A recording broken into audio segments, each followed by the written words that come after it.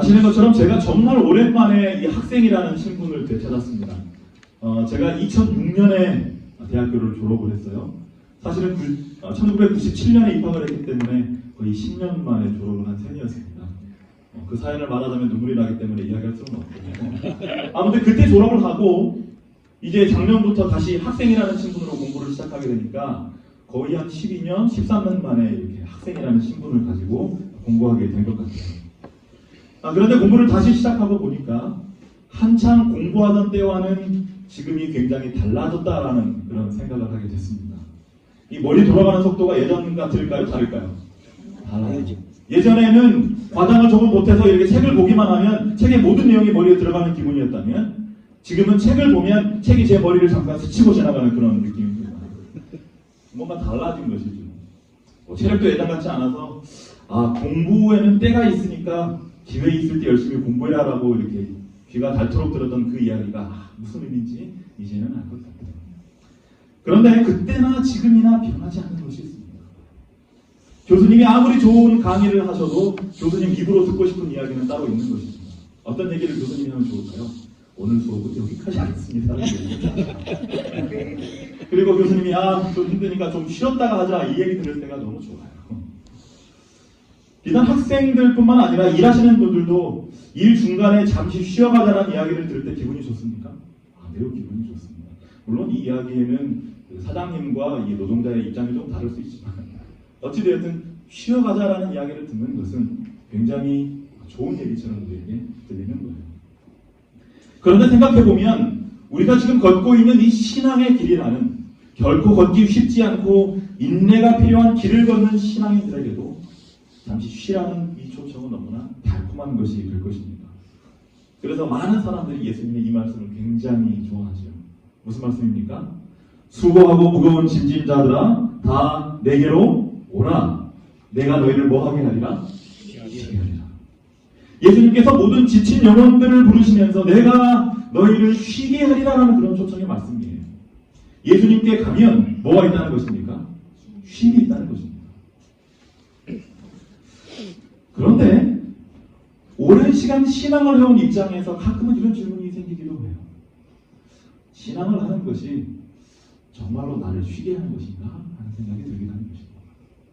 왜냐하면 그리스도인의 생애라는 것은 신앙을 가지지 않은 사람에 비하여 더 많은 시간과 재물을 주님 앞에 헌신하라는 그런 요구가 주어지기 때문에 그렇고 마치 더 많은 의무 속으로 마치 더 많은 제약 속으로 우리를 몰아넣는 것 같은 느낌이 들 때가 많기 때문에 그래요. 내가 교회 다니지 않으면 이것저것 자유롭게 살 텐데 얘가 그리스도인이라는 이유로 하나님을 믿는다는 이유로 못하는 것들이 많습니까? 하나님 믿는다는 이유로 못하는 게 참 많아요.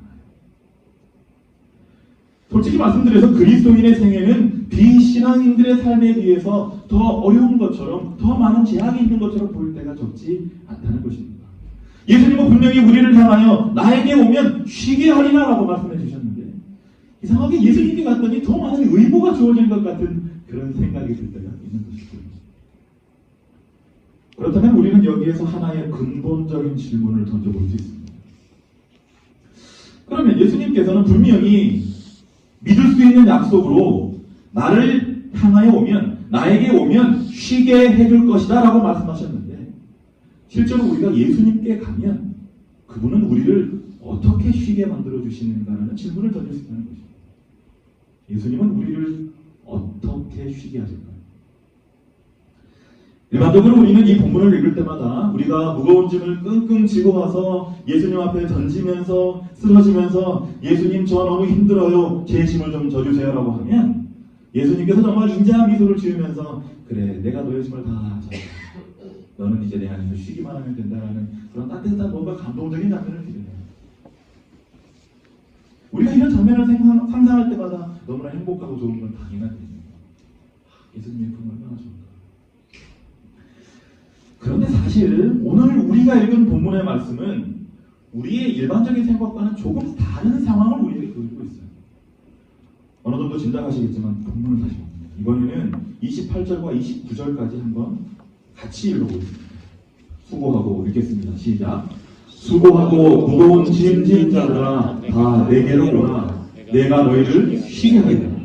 나는 마음이 온유하고 겸손하니 나의 멍에를 메고 내게 배우라. 그리하면 너희 마음이 쉼을 얻으리니. 우리가 잘 아는 28절의 초청에 이어지는 29절의 말씀은 우리의 마음이 쉼을 얻을 수 있는 하나의 조건을 제시하고 있습니다. 조건이 있다는 거예요. 그 조건이 무엇입니까? 나의 무엇을 메는 것이다? 멍에를 메고 내게 배우는 것이다. 그리하면 너희가 나의 멍에를 메고 내게 배울 때에 그리하면 이 조건이 충족되었을 때 그리하면 너희 마음에 무엇을 얻을 수 있다? 쉼을 얻을 수 있다라고 말씀하시는 것입니다. 이 본문을 설명하는 시대의 소망도 같은 얘기를 하고 있습니다. 그리스도께서 주시는 쉼에는 조건들이 붙어 있다. 하지만 이 조건들은 명백하게 설명되어 있는데 예수께서는 나의 멍에를 메라고 말씀하십니다. 결국 주님께서 약속하신 이 쉼이라는 것은 그분의 멍에를 메는 조건으로 우리에게 주어지는 것임을 알게 되는 것입니다. 사실 저는 처음에 이 말씀을 읽을 때 그렇게 마음이 편하지는 않았어요. 왜냐하면 죄의 짐을 메고 고통당하다가 때로는 사역의 짐, 여러 가지 신앙의 짐을 메고 고통하다가 주님 앞에 나와서 이렇게 엎드린 사람에게 예수님께서 뭐라고 말씀하셔요? 나의 멍에를 메라. 구원은 값없이 선물로 주어졌다라는 기록이 성경에 얼마나 많은데 하필 이 본문은 예수님께서 우리에게 쉼을 선물하실 때에 뭔가 조건을 달아서 주시는 것으로 설명하고 있어서 마음이 불편한 것입니다. 그런데 사실 이건 아무것도 아니었어요. 우리가 쉼을 얻기 위해 져야 할 예수의 멍에가 무엇일까 생각하면서 증언의 말씀을 보다가 더욱 충격적인 하나의 설명을 받기 때문에 그렇습니다. 시대의 소망은 우리가 쉼을 얻기 위해 져야 할 예수의 멍에에 대하여 이렇게 설명하고 있습니다. 봉사를 위해 내는 멍에는 무엇이라고 얘기하고 있어요? 곧 하나님의 율법이다라고 얘기합니다. 굉장히 충격적인 설명이었습니다. 왜냐하면 이런 표현은 우리가 하나님 안에서 쉼을 얻기 위해서는 결국 무엇을 지켜야 한다는 말처럼 들려요? 율법을 지켜야 한다는 말처럼 들렸기 때문에 그렇습니다. 수고하고 무거운 짐진 자들 다 오라고 초청해놓고 예수님이 뭐라고 말씀하셔요? 자, 쉬고 싶지? 율법 지켜야 돼. 이렇게 말하는 것으로 들려요. 그렇다면 어떻게 보면 굉장히 모순처럼 보이는 이 주님의 말씀이 어떻게 하면 건전하게 이해할 수 있습니다. 우리가 아는 사랑의 하나님의 품성에 맞추어 어떻게 이 말씀을 이해할 수 있을까라는 것입니다. 말씀을 준비하면서 그 실마리를 하나 발견했는데 예수님 당시에 사용하던 멍에와 그 멍에를 소에게 지우던 풍습 속에서 이 말씀이 의미하는 것이 무엇인지를 알게 되었습니다. 여러분도 말씀드리자면 이 본문의 말씀 역시 당시 사람들의 삶 속에서 흔히 볼 수 있었던 장면들로 귀한 영적인 교훈들을 사람들에게 제시했던 주님의 매우 훌륭한 실물 교훈 중에 하나였음을 알게 되었습니다. 사진에서 보시는 것처럼 예수님 당시에 사용하던 멍에는요, 최대의 효과를 거두기 위해서 두 개가 하나의 쌍으로 되어 있었습니다. 그렇다면 이 멍에는 소 한 마리가 끌게 되어 있을까요? 두 마리가 지게 되어 있을까요? 소 두 마리가 지게 되어 있었습니다. 그런데 전승에 따르면 이스라엘의 농부들은 이 소 두 마리를 함께 멍에를 지게 하는데 소 두 마리 중에 한 마리는 굉장히 경험이 많고 일을 잘하는 그런 소를 붙여놓고 나머지 한 마리는 아직 일에 미숙하고 경험이 없는 소를 짝을 지어준다고 합니다.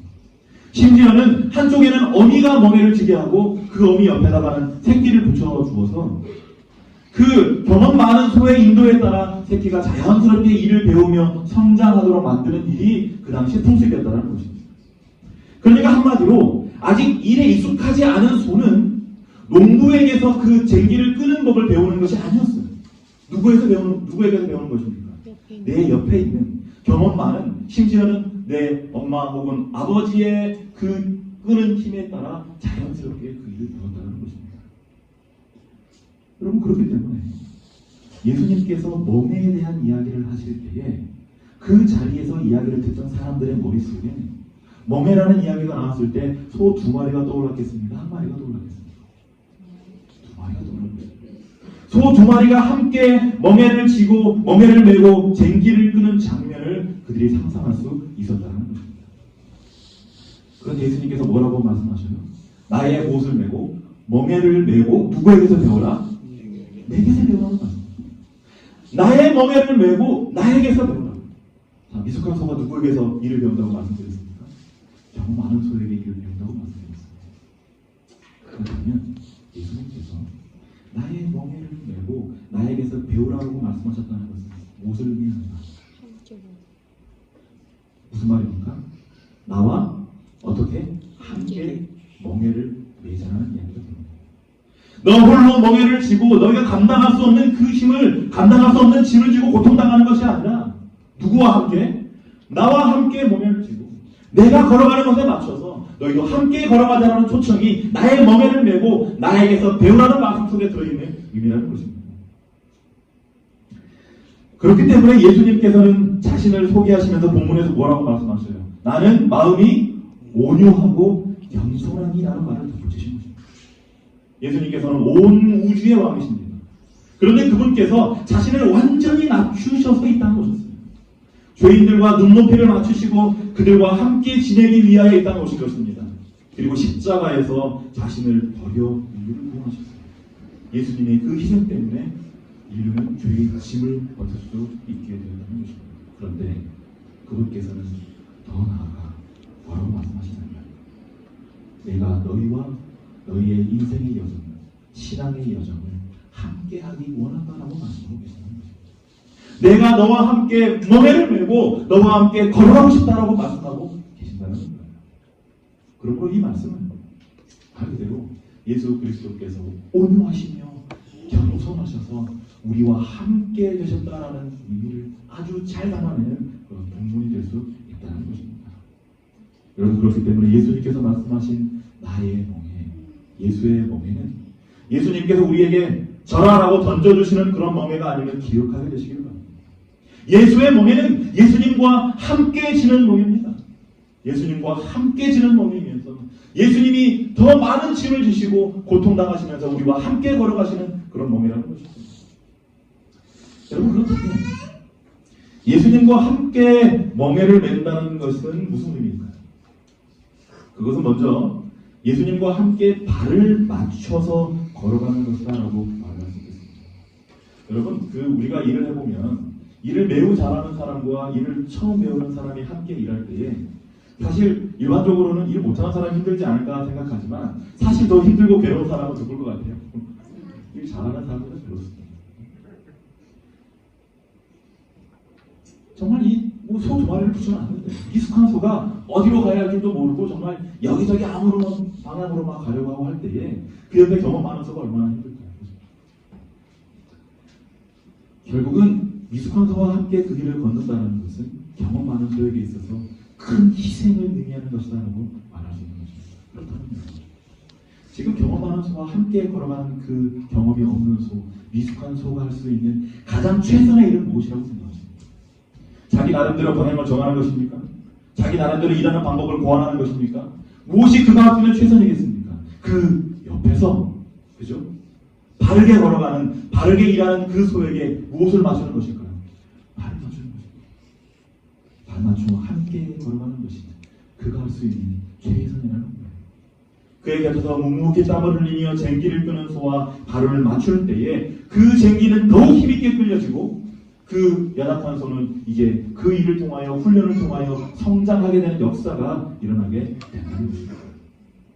생각해보면 이러한 과정은 실제로 그리스도인들이 신앙적으로 성숙해 나가는 과정과도 매우 닮아 있습니다. 미숙한 소가 경험 많은 소를 따라 발을 맞춰 걸어갈 때 자신도 모르게 그 일을 잘 감당할 뿐만 아니라 점점 더 일에 능숙한 소가 되어가는 것처럼 그리스도인들이 매 순간 나와 함께 걸어가시는 주님에게 무엇을 맞출 때에 발을 맞출 때에 그들 역시 성장해 나가게 됩니다. 그들이 계속하여 예수님과 발을 맞출 때에 그들 안에서 거룩한 변화가 일어나 그들이 영적으로 성숙하게 되는 것입니다.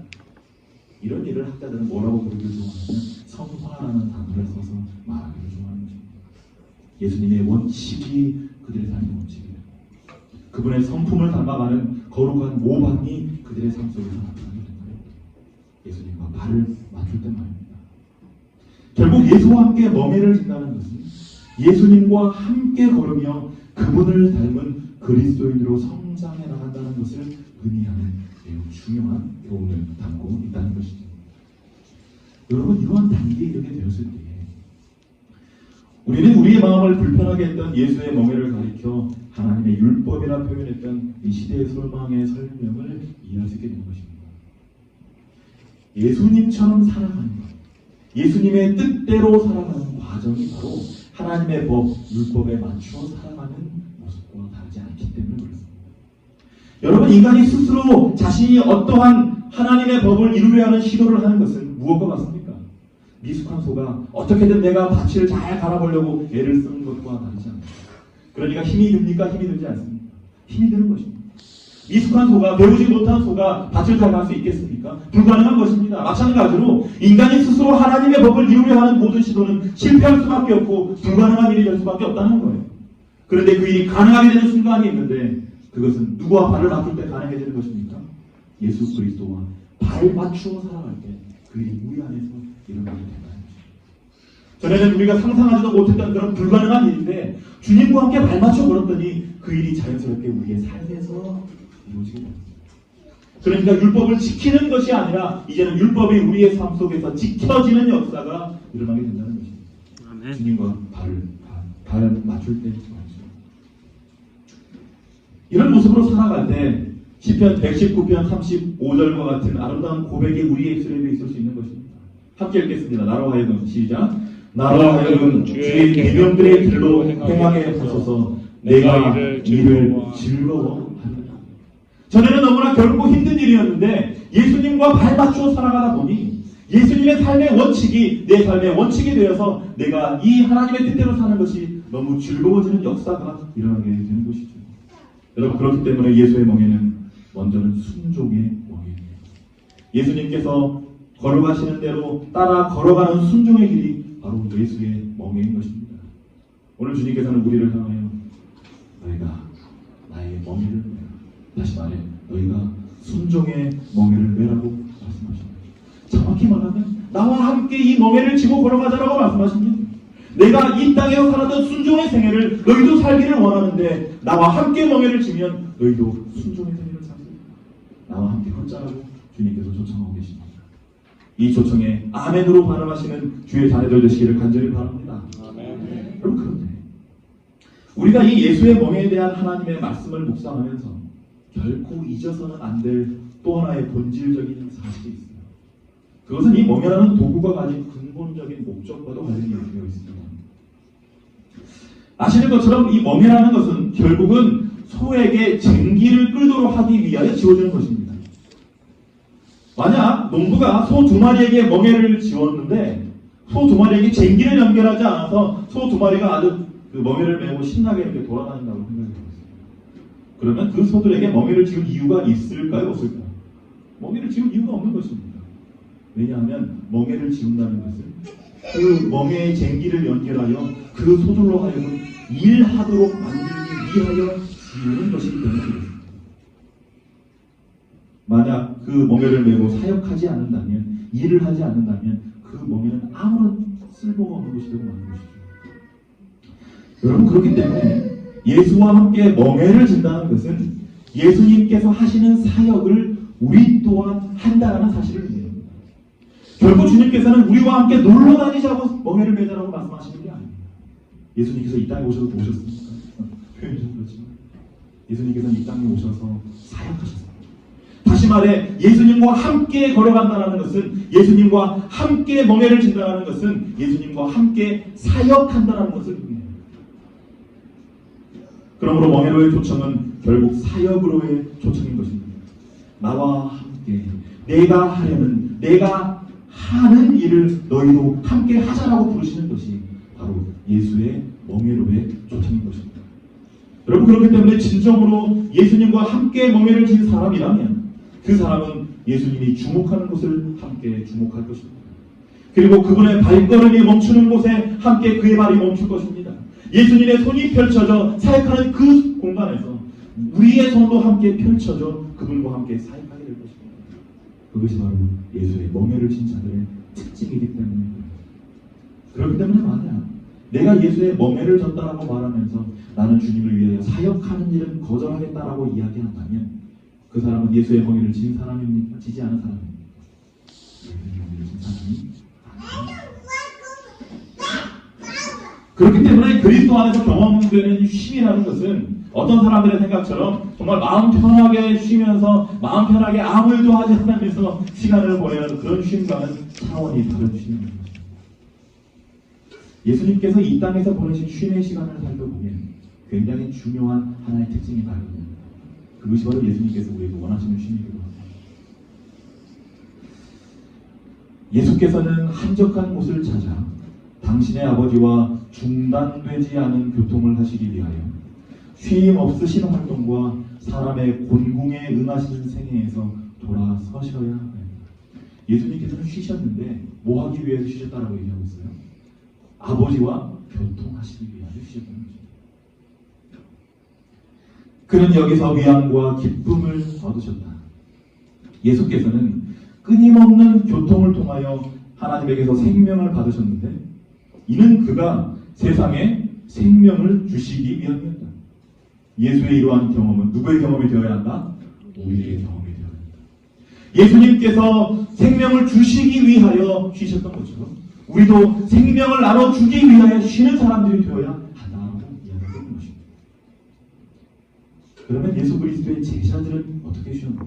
이 말씀만 함께 읽겠습니다. 시작.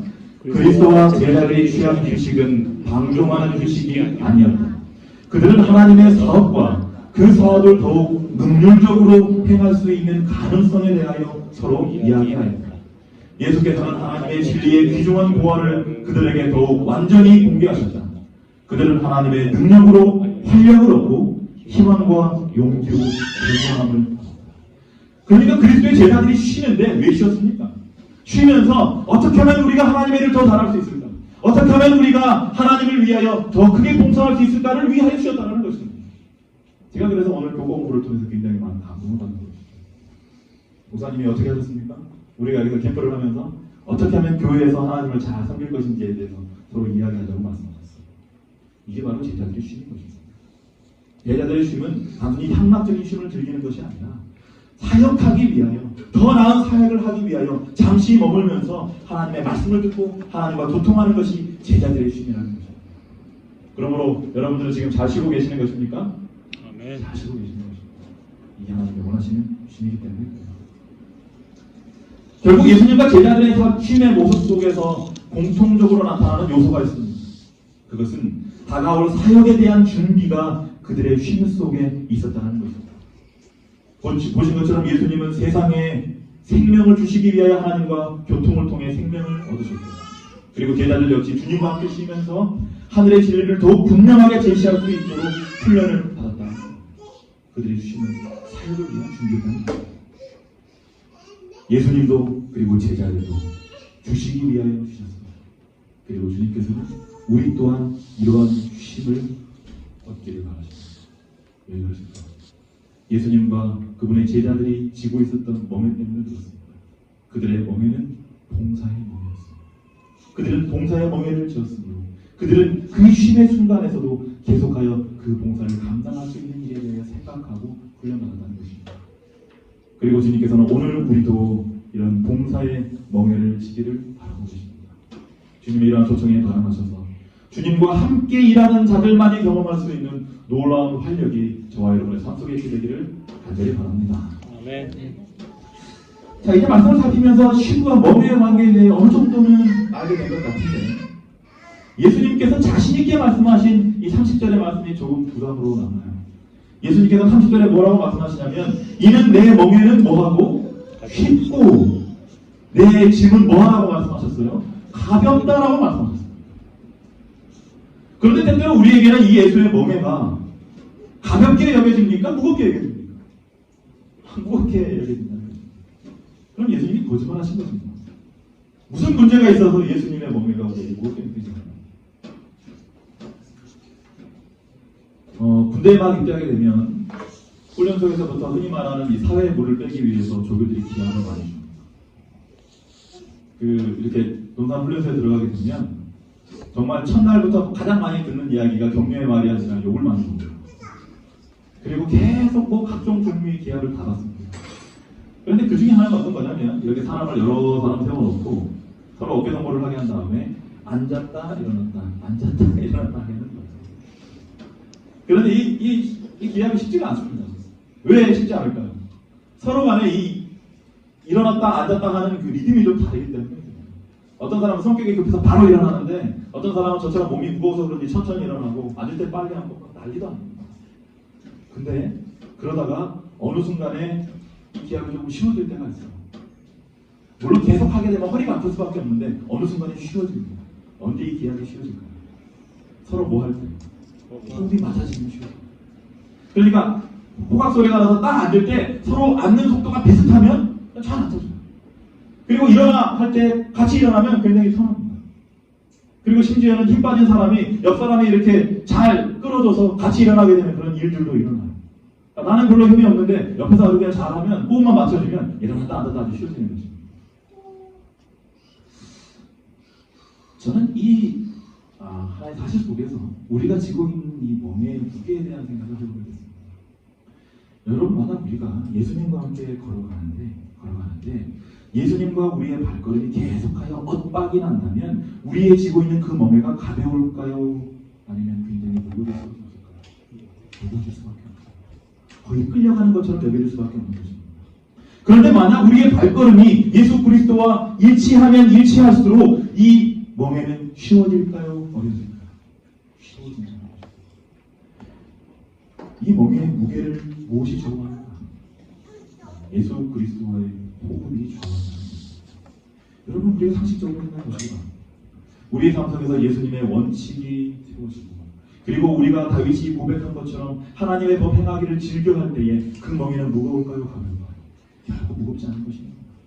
즐거운 짐이 될 것입니다. 그러나 우리의 삶 속에서 계속하여 모든 순간이 예수님과 엇박이 나는 그런 모습이라면 예수님의 원칙은 이렇지만 내가 살아가는 모습은 계속하여 달라진다면 우리에게 주어져 있는 예수의 멍에는 천근 만근 무거운 것이 될 수밖에 없을 것입니다.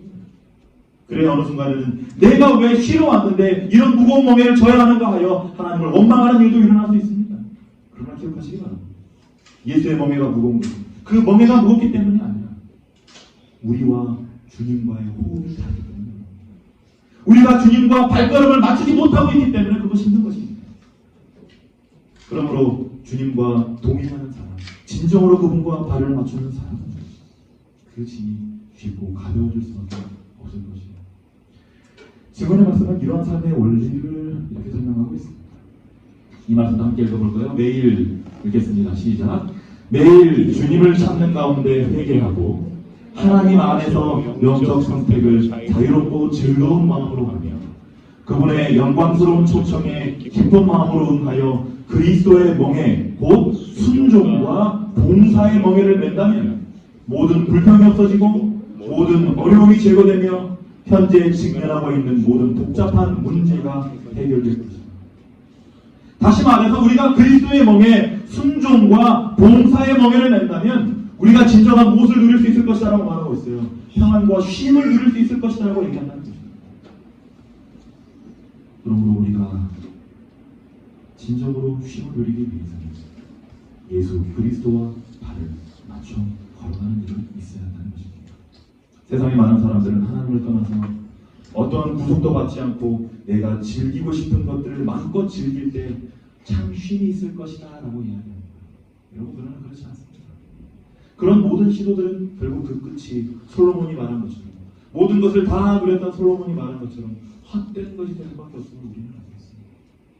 진정한 쉼은 우리가 주님과 함께 멍에를 질 때에 얻어집니다.